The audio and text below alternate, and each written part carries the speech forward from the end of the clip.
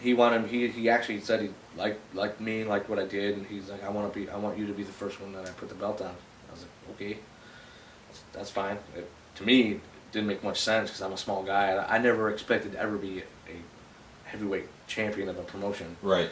So did you tell him that, or were you just kind of excited that he was thinking about pushing you? I was excited that he thought of me, and he could have gave it to Saxon or Tommy or Mercury McLeod, Tommy Mercury. Yeah, Mercury McLeod or Adrian Whisper, any of those bigger guys. Mm. But he chose me, so that was cool. You didn't say, oh, hey, this isn't for me. No, I'm not gonna turn it down. Sure. It looks good on a wrestling resume. Right. The way I understood it was because it was unexpected. It was the main reason he wanted to. That too. Do you want to elaborate on that? Not really. That pretty much says it, I think. Yeah. Well, I mean, to the point where if he says to you, hey, it's unexpected, that to me says that he has, that he doesn't think that anybody in the audience thinks that you as a wrestler would be able to perform on that level, is what it says to me. I didn't take it like that. I guess I didn't think about it. I was like, whatever. Basically, he had said something. He kind of wanted to do it like Rey Mysterio. Okay. He was a small guy, and no one ever thought he would do it. And he did it. Sure. He kind of made it like that. Right. So. Now to this day, I think it was a dumb idea. Right. Because that belt, when I had it, it didn't, there was Adrian Whisper's belt. They had the NWA belt. You mean the physical belt?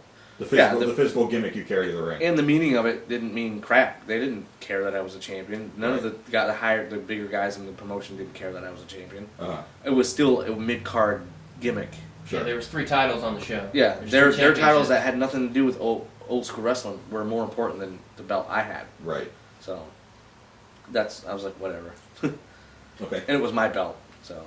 What belt was that? It was half of the tag team belts that I had at one time. The old PWA belt? Yeah, that I had converted into a champion belt because they didn't have a belt. They didn't have, okay. Do you have any funny stories? Something that, from a locker room anywhere in the area? Yeah. Something that somebody may not know about one of their favorite wrestlers or a funny instance? One time we were wrestling we went to Bainbridge, Georgia. It was me, Nick, Iceberg. Nick Vortex. Vortex, okay. Sorry. And Iceberg and me and Justin Cruz in my little Eclipse that you can't fit anybody in the damn thing.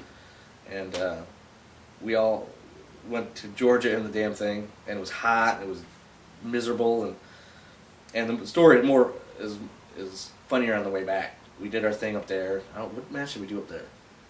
Tag match, opening match, and the ring didn't show up until 10 o'clock. Oh yeah, that's right. It was horrible. I hated every minute of it. We come out on the way back. We were so bored. I worked at a golf course, so we had golf balls in my car. So anytime that this can't go well. This is great. Anytime that we saw parked cars on the side of the highway, Justin would hang out the window and throw them at the cars that were parked there. So I mean, I'm sure we broke a couple windows and windshield, and they'd bounce and fly back up my windshield, and they'd fly everywhere. It was fun. Good lord. Yeah, I always remember that because it was fun. Right. You're what are you, 5'5"?